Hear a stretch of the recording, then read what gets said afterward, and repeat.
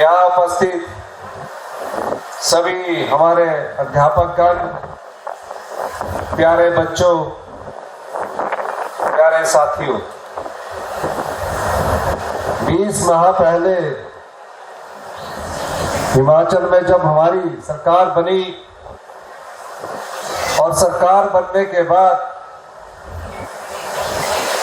जैसे ही हमने शिक्षा के मामले में माननीय मंत्री जी रोहित ठाकुर जी को दिशा निर्देश दिए और जब पहली प्रेजेंटेशन हमें प्रस्तुत की गई, उस पहली प्रेजेंटेशन में हमें जाकर ये पता लगा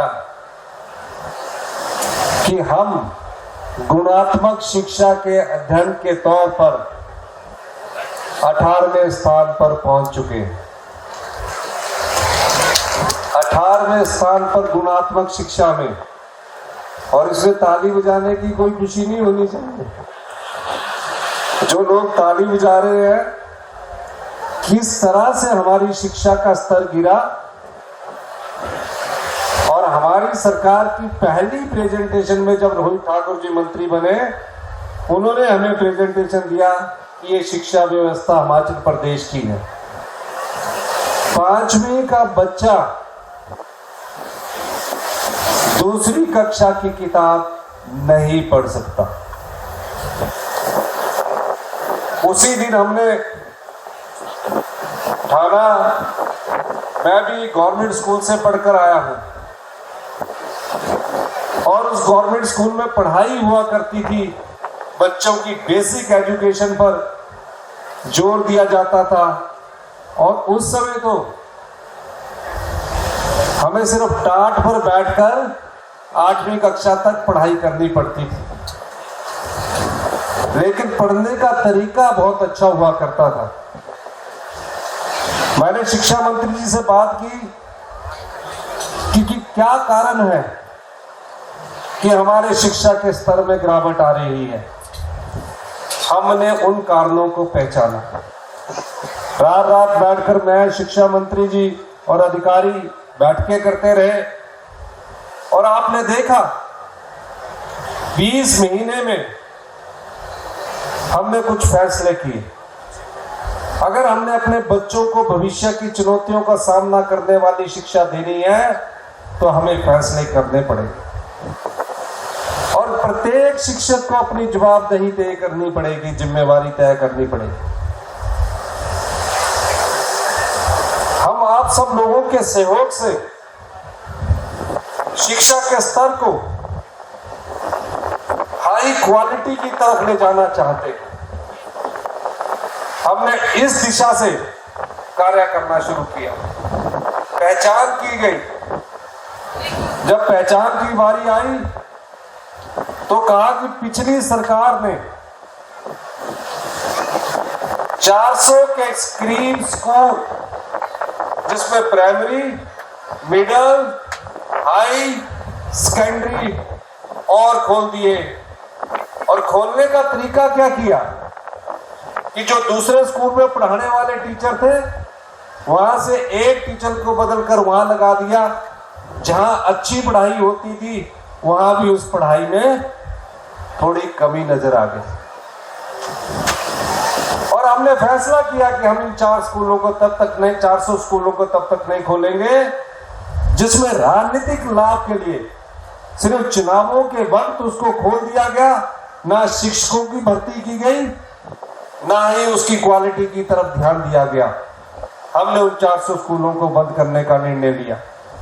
और ये कोई एक बार का फैसला नहीं था, बार बार बैठकर प्रेजेंटेशन ली जाती थी। शिक्षा मंत्री जी जानते हैं, 11-11 बजे तक शिक्षा मंत्री जी और हम बैठकर प्रेजेंटेशन लेते थे। और उसके बाद हमने फैसला किया कि हमें क्वालिटी को सबसे पहले सुधारना। 3 बिंदुओं की हमने पहचान की। पहला बिंदु, शिक्षा के स्तर पर हमें गुणात्मक शिक्षा के क्षेत्र में आगे बढ़ना है, और उसके लिए पैसे की कोई कमी नहीं आने दी जाए। दूसरा, जो टीचर है,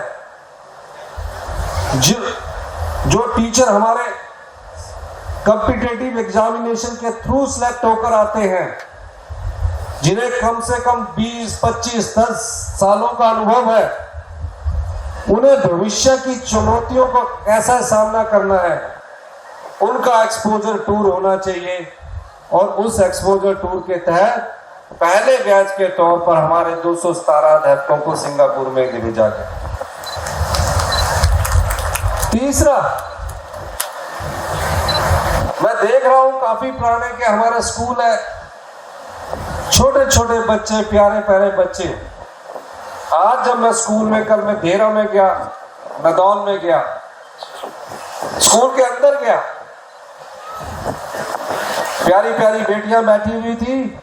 जब मैं अंदर गया तो ह्यूमिडिटी इतनी ज्यादा थी कि उन बच्चों का मन और उस टीचर का कैसे पढ़ाई को लगता होगा, ये तो वो पढ़ाने वाला और वो बच्चे पढ़ने वाले जानते हैं।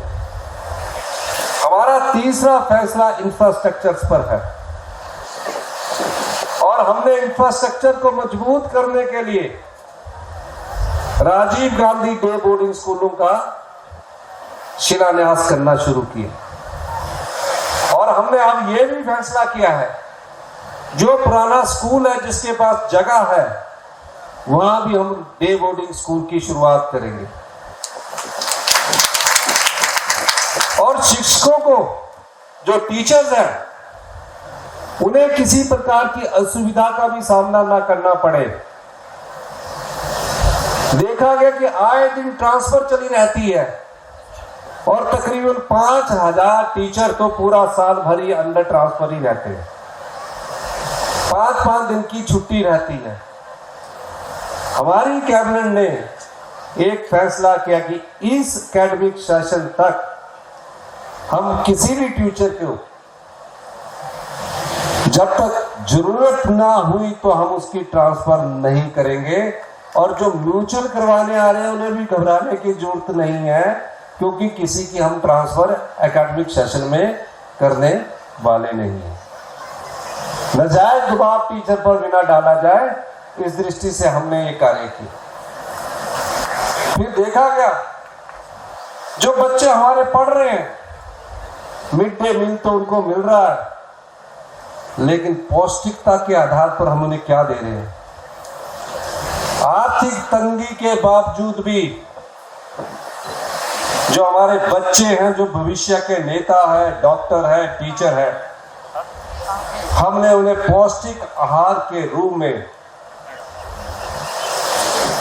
अंडा, अगर कोई अंडा नहीं खाता तो फ्रूट एक साथ में मिलेगा, और एक उनको जो प्रोटीन और विटामिन वाली चीजें हैं वो उपलब्ध हिमाचल प्रदेश सरकार अपने खजाने से उपलब्ध करवाएगी, जिसकी शुरुआत अभी हमने शिक्षा मंत्री जी ने और तकनीकी शिक्षा मंत्री जी ने यहाँ की है।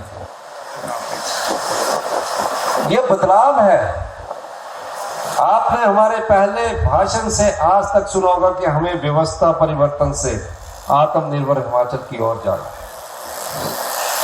कुछ स्कूल ऐसे हैं जहां सिर्फ 2 बच्चे हैं, 2 टीचर हैं। हमने उन स्कूलों को मर्ज करने का फैसला किया। और कोई भी बच्चा, मैं आपको कहना चाहता हूं, कोई भी बच्चा जो शिक्षा ग्रहण करना चाहता है, उसकी शिक्षा स्कूल मर्ज और बंद करने के बाद भी वंचित नहीं रहेगी। अगर हमें उसके गाड़ी के किराए के लिए एक भी बच्चे को 15 से 20 हजार रुपया खर्च करना पड़ा कि अगर उस मर्ज स्कूल में उसकी एडमिशन होनी है, तो हम 15 से 20 हजार रुपया एक बच्चे को ट्रांसपोर्टेशन खर्च करने से भी नहीं घबराएंगे। हम चाहेंगे कि प्राइमरी स्कूल में पूरे 5 टीचर हो। अगर 5 टीचर होंगे तभी ही आगे हम बढ़ पाएंगे। मैं यहाँ स्कूल खोल दूं 3 बच्चों के लिए, 4 बच्चों के लिए। आपने देखा, जब मुझे शिक्षा मंत्री जी ने प्रेजेंटेशन दी, कैबिनेट में प्रेजेंटेशन हुई, और हमने कहा कि एक भी बच्चा अगर उसका स्कूल 5 किलोमीटर के दायरे में आएगा, 20 हजार रुपया भी एक बच्चे की ट्रांसपोर्टेशन पर मुझे खर्च करने की जरूरत होगी, तो मैं 20,000 रुपया भी खर्च करूंगा। हम शिक्षा से वंचित नहीं रहना चाहते, लेकिन हम क्वालिटी शिक्षा की तरफ आगे बढ़ रहे हैं। अभी 20 महीने की पुरानी सरकार है, कंस्ट्रक्शन वर्क चल रहा है, और जहां भी मैं देखता हूं, क्योंकि मैं गवर्नमेंट स्कूल में पढ़ा हूं, मैं गवर्नमेंट स्कूल से पढ़ के कॉलेज में फिर यूनिवर्सिटी में गया हूं, मैं देखता हूं कि हमसे एमएलए फंड से पैसे ले लिए जाते हैं, और आपने देखा कि ब्रुक बोर्ड की डब्बे की तरह हमें क्लास बना देते हैं। अब ऐसे हमें स्कूल खड़े करने की जरूरत नहीं है, क्योंकि हम हर स्कूल में बेसिक प्राइमरी एजुकेशन को मजबूत करने के लिए जहां डे लोडिंग स्कूल खोल रहे हैं, वहां जो अभी इंस्टीट्यूशन ऑफ एक्सीलेंस 850 स्कूल का हमने नोटिफिकेशन की है, वहां भी हम शिक्षा के क्षेत्र में मजबूत इंफ्रास्ट्रक्चर और क्वालिटी एजुकेशन की तरफ हम ध्यान दे रहे हैं। मैंने देखा कि कई जगह डाक के लिए कई लोग जाते हैं, हम डाक का काम भी, जो डाक का काम करने वाले हमारे आउटसोर्स पर कुछ लोगों को जल्दी हम नियुक्ति करने जा रहे हैं, ताकि टीचर जो है वो बेसिक एजुकेशन को पढ़ाए। इसके लिए माननीय मंत्री जी एक ब्लूप्रिंट तैयार कर रहे हैं कि कहां कहां हमने जो बीसीए जानता हो, कंप्यूटर जानता हूं, ऑनलाइन जानता हूं, ऐसे लोगों की हम अभी आउटसोर्स पर नियुक्ति करें और बाद में टेस्ट करवाकर आपके साथ परमानेंट नियुक्ति करें। हमारी सरकार इस दृष्टि से भी काम कर रही है। टीचर हमारी जिंदगी में बदलाव लाते हैं, टीचर हमारी सोच में बदलाव लाते हैं, टीचर हमें प्रेरणा देते हैं कि हमने कैसे आगे बढ़ना। और छोटे बच्चे जब टीचर्स को देखते हैं तो अपने जीवन में कुछ करने की सोचते हैं। इसलिए आप लोगों की बहुत अधिक जिम्मेवारी है। आर्थिक तंगी के बावजूद भी हमने हिमाचल प्रदेश में किसी चीज की कमी नहीं आने दी है। हमने कहा है कि सबसे पहले समाज के वंचित वर्ग जो है, जो आर्थिक तंगी में जीने वाले परिवार है, 20 महीने में हमारी सरकार ने उन्हें ऊपर उठाने के लिए योजनाएं लाई। अनाथ बच्चे थे, ना मां रही ना पिता रहा, कुछ अनाथ आश्रम में रहते थे, कुछ चाचा जी ताया जी के पास रहते थे। अनाथ बच्चों ने हमसे मांगने की, कोई डिमांड चार्टर लेकर नहीं आए। हमारी सरकार ने कहा कि इन बच्चों को सरकार ही माता है, सरकार ही पिता है, चिल्ड्रन ऑफ द स्टेट का दर्जा दिया। और आज वो योजना हमारी पहली धरातल पर आई। उस योजना के तहत आज 6,000 बच्चों को हर महीने, जो 18 साल से ऊपर की उम्र के हो चुके हैं, 4,000 रुपया पॉकेट मनी दे रही है, साल का 48,000 रुपया दे रही है। उसकी कोचिंग का खर्चा, अगर +2 के बाद वो चंडीगढ़ में कोचिंग लेता है तो जितना कोचिंग का खर्चा हमारी सरकार दे रही है, हॉस्टल का खर्चा हमारी पूरी सरकार दे रही है। कोई अनाथ बच्चा आईआईटी में, नीट में, आईआईएम में कहीं भी सिलेक्ट हो जाता है, हमारी सरकार उसकी पूरी नीट की फीस, उसकी पूरी आईआईएम की फीस जो कि 1-1.5 लाख रुपया साल की है, हॉस्टल की फीस पूरी हिमाचल प्रदेश की सरकार दे रही है।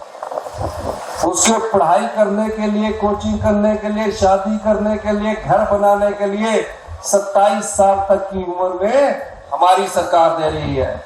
किसी भी टीचर को या किसी भी साथ वाले बच्चे को कोई ऐसा लगता है कि उसकी बच्चा जो अपनी माता को खो चुका, अपने पिता को खो चुका है, उसकी पूरी पढ़ाई का खर्च 27 साल की उम्र, 27 साल की उम्र हमने इसलिए तय की है ताकि पीएचडी भी 27 साल की उम्र में हो जाती है। किसी ने पीजी कर दी है, उस उम्र में हो जाती है। हिमाचल प्रदेश सरकार दे रही है। दूसरा, सामाजिक सुरक्षा की दृष्टि से मैंने ये देखा कि जब दिव्यांग बच्चे हैं, चल नहीं सकते हैं, देख नहीं सकते हैं, सुन नहीं सकते हैं, बोल नहीं सकते हैं, कोई ऐसा एक्सेलेंस स्कूल हमने अभी तक नहीं बनाया। उनके लिए पढ़ाई का कॉलेज भी नहीं बनाया।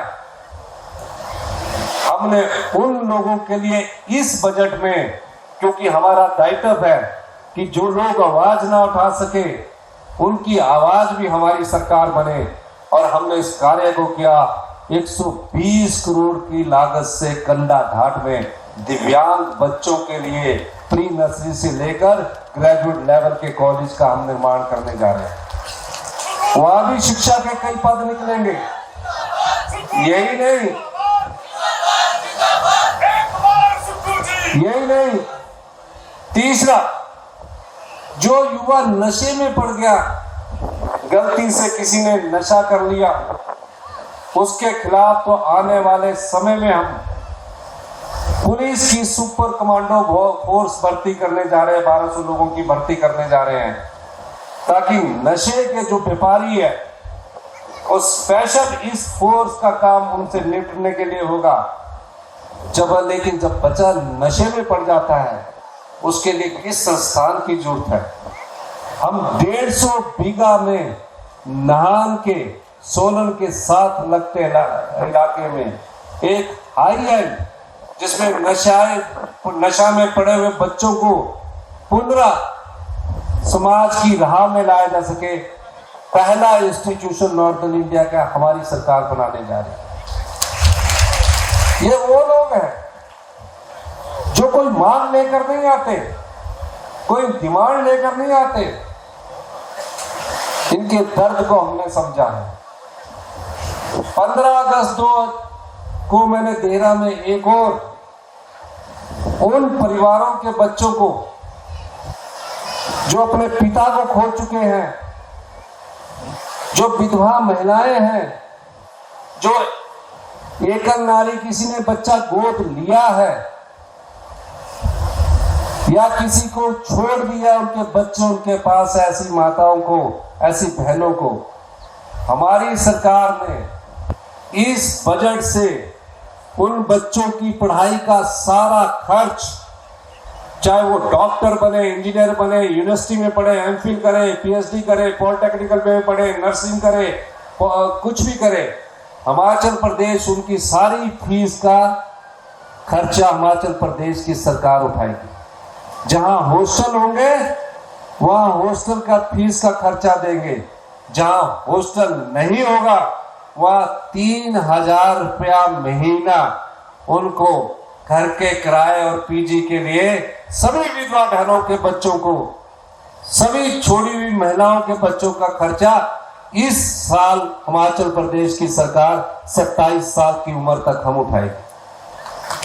ये वो लोग हैं जो पढ़ाई से वंचित न रह जाए। धीरे धीरे हम आगे बढ़ रहे हैं, और जब हम आगे बढ़ते हैं तो कुछ फैसले करने पड़ते हैं, कड़े फैसले भी करने पड़ते हैं, जिससे समाज की भलाई हो। राजनीतिक जीवन का मतलब ये नहीं है कि मैं 5 साल के लिए मुख्यमंत्री बन गया, रोहित जी 5 साल के लिए शिक्षा मंत्री बन गए, धर्मानी जी बन गए विधायक बन गए, और 5 साल अपना समय व्यतीत किया, सरकार बदल गई और अगले 5 साल दूसरी आ गई, फिर 5 साल दूसरी आ गई। राजनीतिक जीवन में पद पर पहुंचने का मतलब ये है कि समाज के सभी वर्ग जो मांग भी ना करते हो, उनकी आवाज भी अगर सरकार सुने तो यही हमारी सच्ची सेवा भाव होगी। और समाज कोई एक राजनीतिक लोगों का काम नहीं है। हर आदमी का समाज में जो जिस जगह अपना दायित्व निभा रहा है, उसके जिम्मेवारी भी अपने उच्च मूल्यों को स्थापित करके भविष्य की पीढ़ी को हमें वो चीज देनी है, ताकि हिमाचल प्रदेश आने वाले समय में आत्मनिर्भर बन सके और 2032 में हिंदुस्तान का सबसे समृद्धशाली और अमीर राज्य बने। हमारी सरकार इस दृष्टि से कार्य कर रही है। आर्थिक तंगी है, 10,000 करोड़ रुपए का आपका एरियर अभी तक नहीं दिया गया है। 10,000 करोड़ रुपए का 6 पे कमीशन लागू कर दिया गया, राजनीतिक लाभ के लिए एरियर नहीं दिया गया, 50-50 हजार रुपया अकाउंट में डाल दिया गया। ऐसा क्या कारण है कि प्रदेश आज कर्जे पर कर्जा लेकर डूबता जा रहा है? इसका कारण यह है कि सरकारें बनती रही, बदलती रही, बनती रही, लेकिन फैसले लेने से घबराते रहे। साधन संपन्न लोगों को जो 10-10 लाख रुपए इनकम टैक्स देते हैं, आपने बिजली का बिल 0 कर दिया। साधन संपन्न लोगों को जो इनकम टैक्स देते हैं, आपने पानी का बिल 0 कर दिया। हिमकेयर द्वारा आपने प्राइवेट हॉस्पिटलों को इतनी खुली छूट दे दी, उसमें तय करना चाहिए था कि हमें इसका इलाज करवाने के लिए इतने पैसे मिलेंगे। 1,000 करोड़ की लायबिलिटी सरकार पर छोड़कर पिछली भारतीय जनता पार्टी की सरकार चलेगी। बिना योजना के राजनीतिक लाभ के लिए पिछली भारतीय जनता पार्टी ने हमारे हेल्थ सेक्टर को भी आज निचले स्तर पर पहुंचाकर रख दिया। मैंने मीटिंग की, पाया तो आईजीएमसी में 500 पद खाली है, टांडा में 400 पद खाली है। मैंने कहा अभी तुरंत प्रभाव से ये 500 और 400 पद भरने चाहिए। दो हॉस्पिटल तो हम ठीक रखें और आने वाले 6 महीने के अंदर सभी जगह जहां पीएससी खुली है वहां भी हम डॉक्टर उपलब्ध करवाने जा रहे हैं, और जहां नर्सिस की कमी है उन नर्सिस को भी हम उपलब्ध करवाने जा रहे हैं। मैंने नर्सिंग साहब से पूछा कि आप एक पेशेंट को कितना देखते हैं? कहती है मैं एक पेशेंट को 10 घंटे 12 पेशेंट देखने पड़ते हैं। हमने वर्ल्ड के नॉर्म्स को लिया, अब हमने कहा कि एक नर्स, स्टाफ नर्स 6 पेशेंट्स को देखेगी। डॉक्टर जो 24 घंटे काम पर लगाए रखते हैं, उनके भी हमने पद भरने के लिए कहा कि 8 घंटे एक डॉक्टर आराम से पेशेंट को देखे, ताकि उसकी बीमारी का सही ढंग से इलाज हो सके। और जितने सरकारी कर्मचारी हैं, हमारी सरकार ने आर्थिक तंगी के बावजूद भी 7% का डीए आप लोगों को दिए, और जो एरियर था बजट से पहले मैंने उसमें भी बराबर का आपको हिस्सा दिया। अभी 15 अगस्त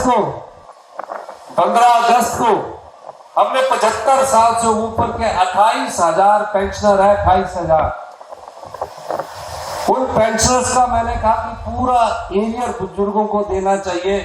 कई जगह बुजुर्ग के परिवार में कोई पढ़ाई कर रहा हो, सरकारी नौकरी ना हो, उसका खर्चा चले, तो हमने वो भी घोषणा कर दी कि पूरा एरियर।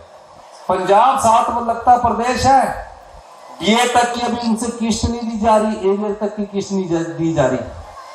7% दिया मेरे समय का, 12% उन्हीं के समय का, बीजेपी के समय का। मैं आपको आश्वासन दिलाना चाहता हूं, जितने भी हमारे सरकारी कर्मचारी हैं, आप हमारे परिवार के सदस्य हैं, कि आने वाले समय में जैसे जैसे हमारी अर्थव्यवस्था में सुधार होगा, आपके एरियर को भी और डीए की किस्त को भी हम आपको तुरंत प्रभाव से देने की कोशिश करेंगे। लेकिन अभी आपको हमारा साथ देना है। अगले 6 महीने में हम अपनी अर्थव्यवस्था को दुरुस्त करने लगे हैं, तो आप हमारे साथ खड़े हों। ये बात मैं इसलिए कह रहा हूं कि कर्जे पर कर्जा लेकर हम 9% ब्याज दे रहे हैं, 9% ब्याज दे रहे हैं। सरकारी कर्मचारियों के हाथ में पैसा आए, गांव के किसान के हाथ में पैसा आए, हमारी सरकार इस दृष्टि से भी काम कर रही है। अर्थव्यवस्था में तेजी से सुधार हो रहा है। हमारी अर्थव्यवस्था में पिछले साल 20% का सुधार हुआ, जिसके कारण मैंने आपको 7% डीए की किस्त दी, और अब भी सुधार और तेजी से हो रहा है। और अगर ये सुधार होता रहा तो खुशखबरी आपको जल्दी ही मिल जाएगी, इसमें कोई दो राय नहीं है। मैं ये बात इसलिए कह रहा हूं, आपकी भी जिम्मेवारी है कि प्रदेश आत्मनिर्भर बने, हमारे बच्चों को अच्छी शिक्षा मिले, हमारे आम आदमी को अच्छा स्वास्थ्य लाभ मिले। क्या कारण है कि हिमाचल प्रदेश पूरे हिंदुस्तान में दूसरे नंबर पर कैंसर का राज्य बनता जा रहा है। पहले नंबर पर नॉर्थ ईस्ट, दूसरे नंबर पर हिमाचल। कारण ये है कि हम अपनी क्वालिटी की तरफ ध्यान नहीं दे रहे हैं। पानी की क्वालिटी अच्छी नहीं है, लाइट की क्वालिटी अच्छी नहीं है, क्योंकि हमने ये सोचा जो आप बना मुफ्त में बांट जाओ, जब तक मेरा राज है मुफ्त में बांट जाओ। लेकिन आप ये नहीं देखते जो हिडन एक्सपेंडिचर आप लोगों का बीमारी के पीछे होता है। जब कोई आदमी बीमार हो जाता है तो पैसे की परवाह नहीं करता कि मैं किसी तरह ठीक हो जाऊं। वो हिडन एक्सपेंडिचर जो आपका मेडिकल में होता है, हम उसको भी बचाना चाहते हैं। उसके लिए हमें क्वालिटी वाला पानी आपको देना पड़ेगा। अगर हम मुफ्त में बांटते रहे, हर चीज मुफ्त में करते रहे, तो वो दिन दूर नहीं कि कर्जे पर कर्जे के बाद हमारी जो युवा पीढ़ी है, जिस पर अभी 1,05,000 रुपए का कर्जा चढ़ा है, ये बढ़कर 2 लाख और 3 लाख ना हो जाए। हमने कुछ फैसले करने हैं और उन फैसलों की दृष्टि से आप लोगों का साथ चाहिए। देंगे भी आप लोग साथ की नहीं देंगे? देंगे, हाथ खड़ा करो। दिए अभी 6 महीने तो नहीं मान देंगे ना। नहीं, पर ऐसा नहीं है। आप सोचिए, ये आप ही की सरकार है, आप लोगों के द्वारा चुनी हुई सरकार है, आपके हित के लिए चुनी हुई सरकार है। तो आप लोगों को डीए भी मिलेगा और धीरे धीरे आपका एरियर भी मिलेगा। हम उन चुनौतियों से भागने वाले नहीं हैं कि हम अगले बार छोड़ दें। हम अपने बच्चों को भी, युवा जो भविष्य की चुनौतियों वाली शिक्षा है, उससे लड़ने की ताकत हम अपने बच्चों में भी देना चाहते हैं। ये हमारा शिक्षा नीति का प्रचार और प्रसार है। आने वाले समय में मैं आपको कहना चाहता हूं, जिस प्रकार से हम आगे बढ़ रहे हैं, इसका रिजल्ट आने वाले मार्च से पहले हमको दिखने लगा है। शराब की ऑक्शन होती थी, बीजेपी के समय में सिर्फ 160 करोड़ रुपया 1 साल का आता था। हमने शराब की ऑक्शन से 600 करोड़ रुपया 1 साल में लिया, यानी कि दूसरे साल भी 600 करोड़ हुआ है। इनके समय 50% का नुकसान हुआ। इसी तरह और नीति के बदलाव है। कुछ और स्कूलों को हम मर्ज करेंगे अभी, और कॉलेज में भी हम कहना चाहते हैं। कॉलेज खोलना आसान है, नोटिफिकेशन कर दो, 2 टीचर रख दो, कॉलेज खुल गया। पर कॉलेज में अगर क्वालिटी की एजुकेशन नहीं मिलेगी तो हम उस युवा को भी धोखा दे रहे हैं जो कॉलेज में पढ़ने आ रहा है। उसे के हाथ में तो हम डिग्री पकड़ा दे रहे हैं, लेकिन उसके आत्मविश्वास को हम कमजोर कर रहे हैं। तो हमें कॉलेज की भी रैशनलाइजेशन की जरूरत है। माननीय शिक्षा मंत्री जी ने बड़े गौर से इन चीजों को देख रहे हैं। तकनीकी शिक्षा में भी हम काफी सुधार कर रहे हैं। हमने machine learning, data science, artificial intelligence, इस दृष्टि से हमारी सरकार ने पॉलिटेक्निकल में स्टार्ट किया है। धर्मानी जी तो खुद NIT से पढ़े हैं, हमीरपुर इंजीनियरिंग कॉलेज होता था, वहां से पढ़े हैं। तो युवाओं को किस प्रकार की भविष्य की शिक्षा तकनीकी में होनी चाहिए, धर्मानी जी उस पर भी कार्य कर रहे हैं। पर मैं कहना चाहता हूं, हमारी सरकार आम जनता की सरकार है, आप लोगों की सरकार है। ये सरकार तभी प्रदेश को आत्मनिर्भर बना सकती है जब समाज के सभी वर्गों का और सरकारी कर्मचारी जिन्होंने हिमाचल प्रदेश में विकास की गाथा लिखी है, उनका सहयोग चाहिए। हमने ओल्ड पेंशन स्कीम दी। अगर भारत सरकार हमारा 9,000 करोड़ रुपया आज रिलीज कर दे, जिसमें आपका अंशदान भी है 4,500 करोड़, जो 12% आपका अंशदान करता वो भी है, जो हमारा 13% है वो भी है, तो डीए क्या आपका इन्होंने भी पूरा दे देंगे। लेकिन वो मुझे पता है वो राजनीति करेंगे। उसकी लड़ाई आप भी लड़ी है हमारे साथ मिलकर कि हमारा पैसा, जब हमने ओल्ड पेंशन स्कीम दे दी तो उस पर कुंडली मारकर बैठने की कोई जरूरत नहीं है। आप हमें दीजिए तो ये सारी चीजें जहां विकास में लगेगी वहां एरियर में भी लगेगी, डीए में भी लगेगी और शिक्षा के स्तर को भी बढ़ाने में लगेगी। यही मैं आपके साथ कहना चाहता हूं और प्यारे बच्चों से ये अनुरोध करना चाहता हूं कि आप भविष्य की चुनौती से लड़ने के लिए तैयार हो जाइए। और खासकर टीचर से भी कहना चाहूंगा, हमारे समय तो कान भी पकड़ लेते थे, आजकल कान पकड़ने का रिवाज चला गया, डंडे मारने का भी रिवाज चला गया। तब यूं हाथ खड़ा करते थे ना, यूं खींचते थे, अब तो वो रिवाज चला गया। लेकिन बच्चों को पढ़ाने के लिए थोड़ा अगर डांट डपट भी लगानी पड़े तो उसमें टीचर को हिचकिचाना नहीं चाहिए। ये मैं इसलिए कह रहा हूं ताकि बच्चों की क्वालिटी एजुकेशन में हम इम्प्रूवमेंट कर सके। यही मैं कहना चाहता हूं, क्योंकि बच्चे अगर शिक्षक के पास होते हैं तो जब वो स्कूल में होते तो वही उनके पेरेंट्स हैं।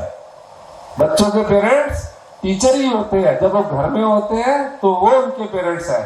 तो अगर थोड़ा डांट डपट लगाकर पढ़ाने में थोड़ा क्वालिटी एजुकेशन में सुधार हो तो उसमें थोड़ा हिचकिचाना नहीं चाहिए। सरकार आपके साथ है। इन्हीं शब्दों के साथ आपका बहुत बहुत धन्यवाद। जय हिंद, जय भारत।